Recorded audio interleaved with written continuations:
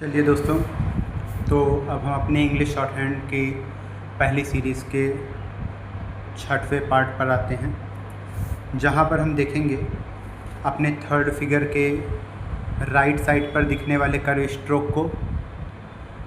तो सबसे पहले हम आते हैं अपने एस के स्ट्रोक पर, जिसे कर्व एंड लाइट सिचुएशन पर बनाया जाता है। तो हमारा एस का जो स्ट्रोक होता है वो कर्व एंड लाइट स्ट्रोक होता है। डायरेक्शन यानी दिशा की अगर बात की जाती है तो डायरेक्शन होती है डाउनवर्ड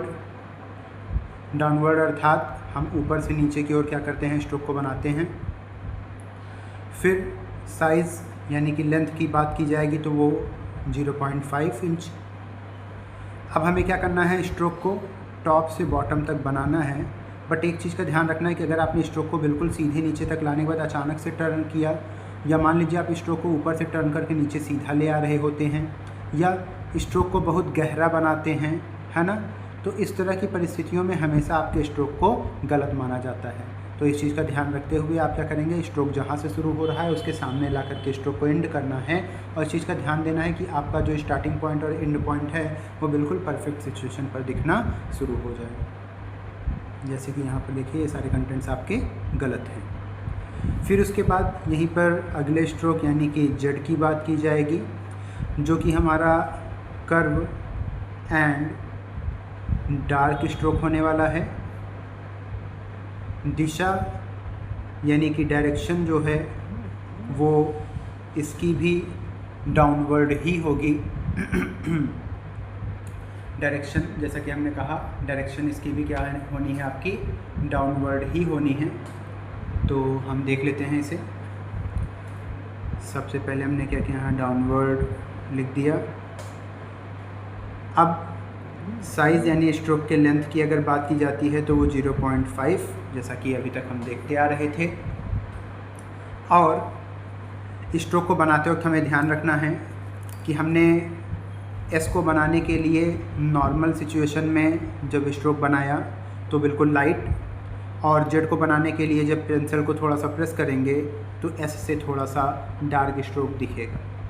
जनरली आप कह सकते हैं कि हम अगर इथ और दी का स्ट्रोक बना रहे हैं तो हम ब्रैकेट को ओपन करते हैं, और हम एस जेड का स्ट्रोक बना रहे हैं तो हम ब्रैकेट को क्लोज करते हैं। फिर अब इसी में हम आगे की ओर बढ़ते हैं। तो हमारा जो अगला स्ट्रोक होगा वो होगा एम। जैसा कि आप लोगों ने देखा था कि हमारे जो थर्ड फिगर था इसका टॉप एरिया जो होता है, यहाँ पर हमें जो देखने को मिलता है स्ट्रोक, वो होता है हमारा एम का स्ट्रोक, जो कि कर्व एंड लाइट स्ट्रोक।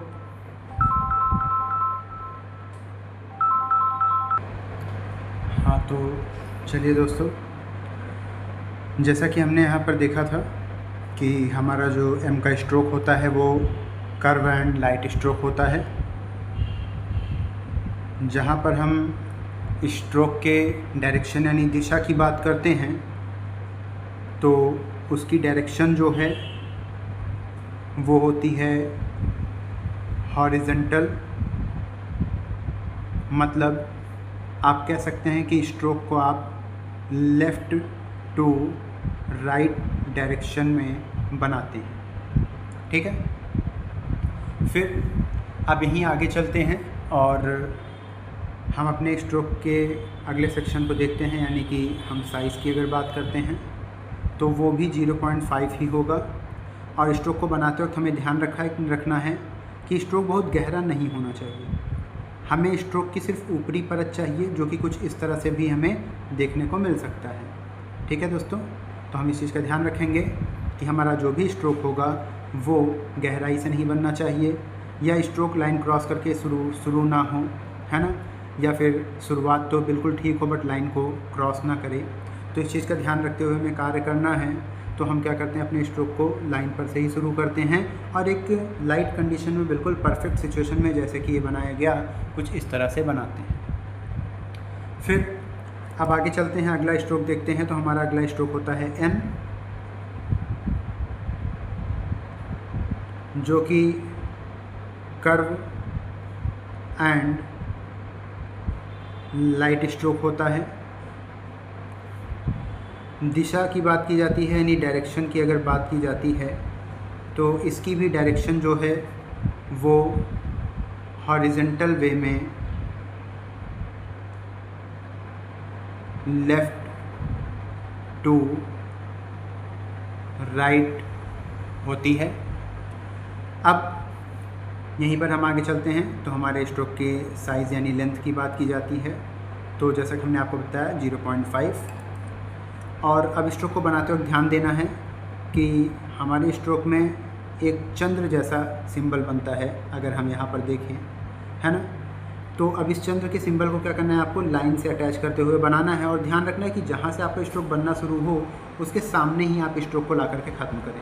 अगर आपने स्ट्रोक को यहाँ से बनाना शुरू किया और ख़त्म यहाँ पर हुआ, या आपने ऊपर से बनाना शुरू किया नीचे ख़त्म हुआ, तो इन सभी परिस्थितियों को यहाँ पर गलत माना गया है। आपको ध्यान रखना है कि स्ट्रोक जहाँ से शुरू होगा उसके सामने ही आपको ला करके ख़त्म करना होता है।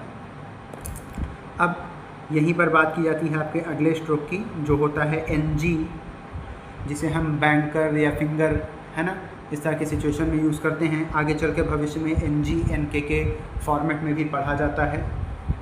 तो हमने देखा curve and dark stroke, horizontal way में आपकी डायरेक्शन होती है, जैसा कि मैंने पहले भी बताया आपको। डायरेक्शन हॉरिजॉन्टल अर्थात लेफ़्ट टू राइट।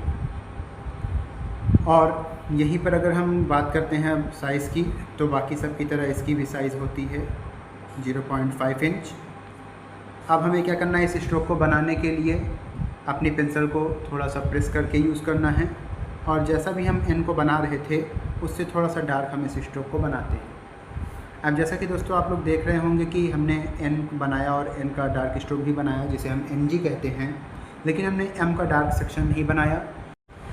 तो जैसा कि हमने अभी देखा था कि हमारे पास थर्ड फिगर के अलावा जो हमारा सेकंड फिगर था, मैंने आपको बताया था कि सेकंड फिगर में आपका जो अपवर्ड L और डाउनवर्ड R का स्ट्रोक होता है, इन दोनों के डार्क फॉर्मेट होते हैं, यानी डार्क सेक्शन होते हैं। लेकिन वो डार्क सेक्शन आपको अभी ना मिल करके भविष्य में जब आप 70 से 80 एक्सरसाइज पर पहुंचेंगे तो मिलेगा। बिल्कुल वैसे ही जब आप क्या करते हैं, अपने 70 to 80 एक्सरसाइज के अप्रॉक्स जाते हैं, तो आपको वहाँ पर क्या होता है, M का भी एक डार्क सेक्शन मिलता है। M का ये डार्क सेक्शन जो होता है आपका, ये आगे चल कर के भविष्य में आपको MP या फिर MB का एक प्रोनाउंसिएशन देता है। हालांकि अभी आपको इसकी आवश्यकता नहीं है, आप भविष्य में जैसे जैसे मैं चैप्टर्स बताता चलूँगा इसके विषय में भी जानकारी प्राप्त करेंगे। चलिए दोस्तों, तो हमारा अगला सेशन हम देखते हैं यहीं पर। जैसे कि हमने अपने कर्व स्ट्रोक के सेक्शन को कंप्लीट कर लिया, हमारा थर्ड फिगर पूरा हो चुका है। लेकिन जैसा कि मैंने कहा था कि हमारे पास स्ट्रेट, कर्व या इसके अलावा कुछ सर्कल और कुछ हुक्ड स्ट्रोक भी होते हैं। जैसे हम बात करते हैं सबसे पहले यहाँ पर W की। सबसे पहले हम बात करेंगे W की। तो हमारा जो W का स्ट्रोक होता है, ध्यान दीजिएगा, वो कुछ हुक के फॉर्मेट में बनाया जाता है। जैसे आप क्या करते हैं, सिंपली पेंसिल को रखते हैं, एक हुक बनाते हैं और स्ट्रोक को अपर साइड पर ड्रॉ करते हैं। मतलब आप क्या करेंगे, एक सिंपल सा हुक बनाते हुए स्ट्रोक को ऊपर की ओर ले जाएंगे। ऊपर की ओर ले जाते वक्त अगर ये स्ट्रोक में कर्वनेस आती है या वाइब्रेशन आती है तो आपका स्ट्रोक यहाँ पर गलत माना जाएगा। फिर यहीं पर आप क्या करते हैं, अगले स्ट्रोक Y या फिर हमारा जो H का स्ट्रोक होता है, जो कि 2 फॉर्मेट्स में बनता है, उसको भी बनाते हैं।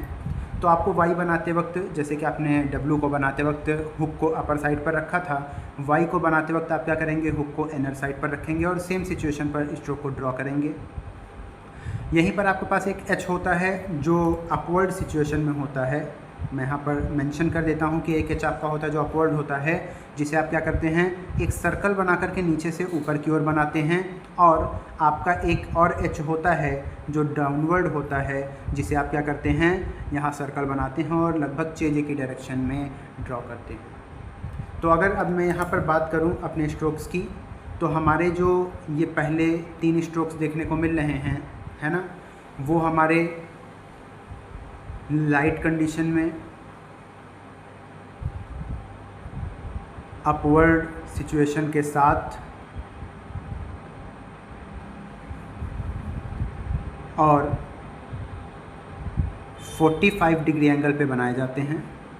और जो हमारा ये एच का अल्टरनेट फॉर्म हम देख रहे हैं, वो डाउनवर्ड सिचुएशन